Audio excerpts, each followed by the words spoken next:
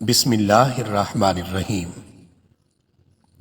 حضرت سیدہ عائشہ رضی اللہ عنہا سے مروی ہے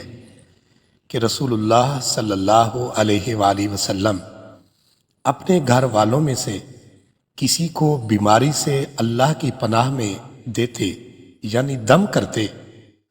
تو اس کے جسم پر اپنا دایاں ہاتھ مبارک پھیرتے اور درج ذیل کلمات پڑھتے تھے: اللہم رب الناس اذہب البأس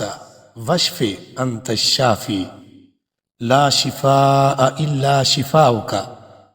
شفاء لا یغادر سقما۔ اس کا ترجمہ ہے: اے اللہ، لوگوں کے پالنہار، تو تکلیف کو دور فرما، شفا عطا فرما، تو ہی شفا دینے والا ہے، تیری شفا کے علاوہ اور کوئی شفا نہیں،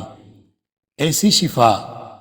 کہ بیماری ذرا بھی باقی نہ رہ جائے۔